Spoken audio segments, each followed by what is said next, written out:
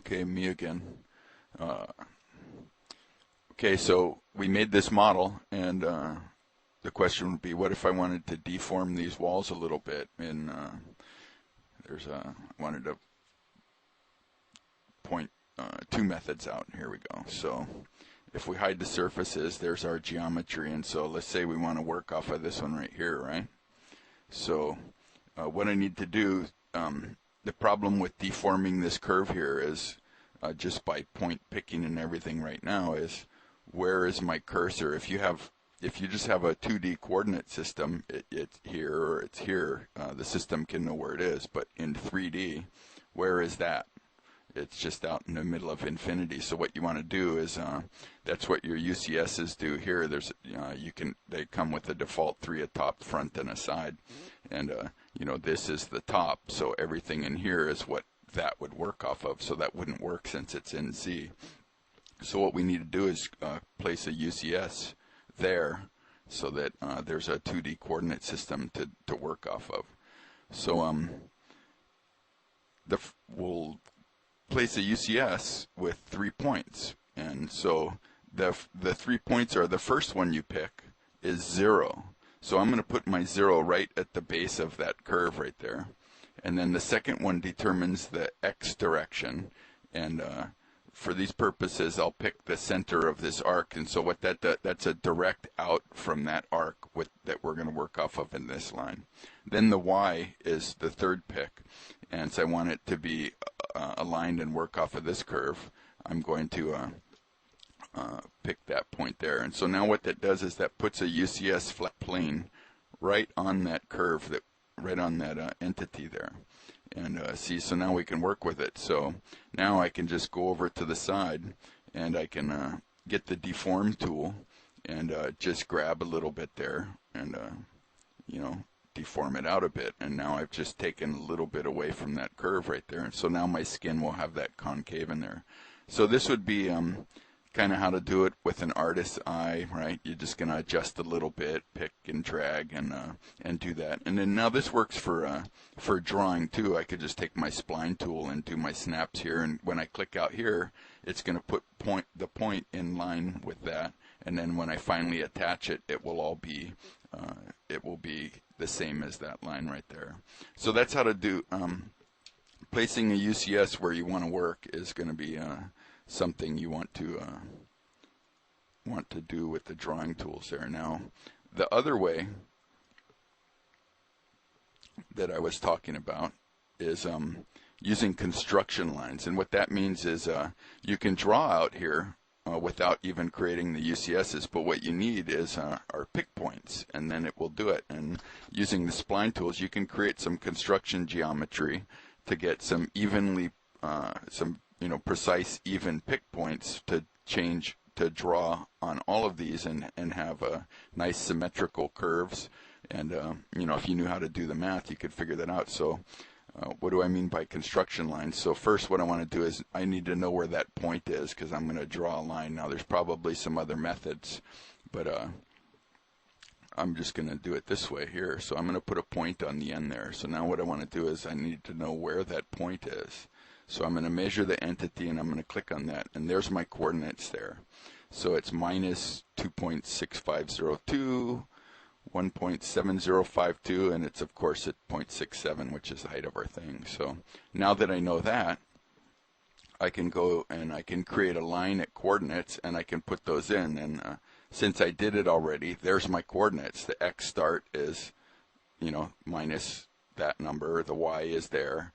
Start there, and then I just put the only number I changed really was the z. I put 0, and what that'll do is that'll create a line, a nice direct vertical line straight down from there. And now I have pick points, so I could pick here, and then I'll have pick points on here, and I can create the resolution of my pick points by I could divide this up and make as many points on here as I want. So I could do 3 down from the first segment or something. And then, so let me translate that around on a couple of these. I'm going to make one copy, and I'm using the sketch enter, so I have pick on both of them. So the first thing, remember to look down here, it tells you exactly what to do. So left click the entities, or window drag the ones I want to translate. So I'm going to do that and say OK. Now I have to do the move from point, and I'm going to shift click and get its uppermost point. Then I'm going to come over here and I'm going to shift click either the top, the top any of these. They're all meeting points because I made it that way, and then there. And then now I have a line there. So I would just go around and place those on all of my points. So there's just a couple of them. You don't need to have me show you the whole thing. But now I have construction lines, right? Nice, even. And I could create whatever resolution and geometry I want. Now I can use my spline tool to just make curves there without even a UCS. So now I can shift click and attach there, and then let's just say I'll start with that bottom one and then come up and connect there, and now I have a nice curve there. And so if I selected the same points on all these, I could just go around and draw that exact curve all the way there. Or I could start changing it by, now on this one, I'll shift click and I'll get that point. And on this one now, I'm going to go and take the middle one. And then for the top, I'll go and pick the top one. And so now I've made that slight variation, and then I could leave this one straight. So it starts deep and shallows up and it comes to straight. It would be a nice surface that gradually changes by that distance. Now, knowing the math of what the spline tool creates there, or just doing some practicing to figure out, I could draw some lines. Say if I want the center of this, I could place a point on this arc, on the entity center, right? On entity 50%. I just click that entity, puts a point there. Now I could draw a line from here to here and measure it and go, I need that distance or this distance to be blah, blah, blah. Then I would create some more snap points, or I could adjust this curve until it meets the requirements. And of course, however much precision you need and you want to learn to do it, then that's the way that goes. So, and then of course, whether I need to continue showing the skinning of that, it's basically the same as the other video. So now there's those curves. So I would skin 4 edges.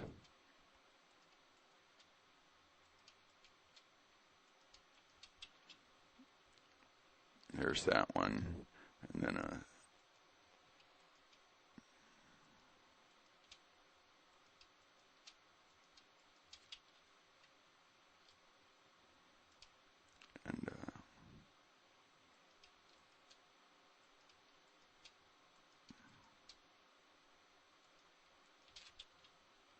and so there's a nice gradually changing bowl shape on that surface. So that's kind of what I was talking about. And the main thing is construction lines and how you place that stuff. But the other thing is, if you just want to do the artist's eye again, of course you're going to place that UCS, and you can use the deform drag tool, or even do point picking with your tool that way, and adjust it a little bit that way.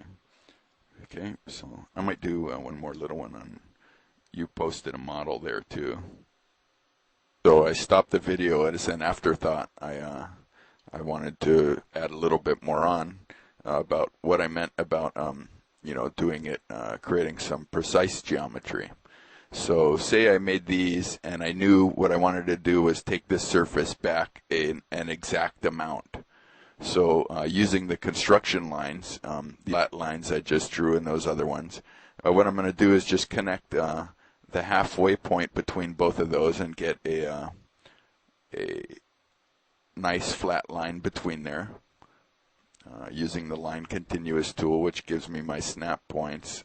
You can see it just happen, but there's a flat line between there. And so now, what if I wanted this surface to go back just an exact amount? So what I need to do is get a snap point there for my spline tool. And so I'm going to put a point, and I'm going to say on entity, and what I'm going to do is go by distance. And so say I wanted to move this surface back like I'm going to grind away an eighth of an inch. So the number in there is 0.125. So if I go and I look, you see, it'll actually show you, it'll put on that entity, which is the distance between the straight outside and this. By the way, getting those construction lines could have just been, I could have just extracted the edges of this surface right here, and I would have construction lines all the way around wherever I was looking at. I wouldn't have to create them. But if you want to create specific ones, then there's that. So if I put a point on entity, that point right there is an eighth of an inch, 0.125 away from that surface. So now I could use the spline tool, and of course I could create that geometry. I could create as many construction lines for the resolution I wanted to follow all the way up. This would be the way to create a precise wall at specific distances. So now I'm going to use the spline interpolated tool, and then I'm going to just get this snap point, and then I'm going to snap onto there, and then did I misclick there? And then I'm going to get that snap point. And now what I have is that wall drawn where that surface meets my exact dimensions I want. And again, creating those construction lines, I can divide this up and make point increments all the way down and around at specific distances, and create my geometry that way. So that would be for the guy, you have your stock one and you go, I'm going to port this out more, and I'm going to come over here and I need to grind away an eighth of an inch off that. That's how you do that. And then, of course, just skinning that. I don't need to show you again. Okay, that's the addition, and we'll talk to you guys later.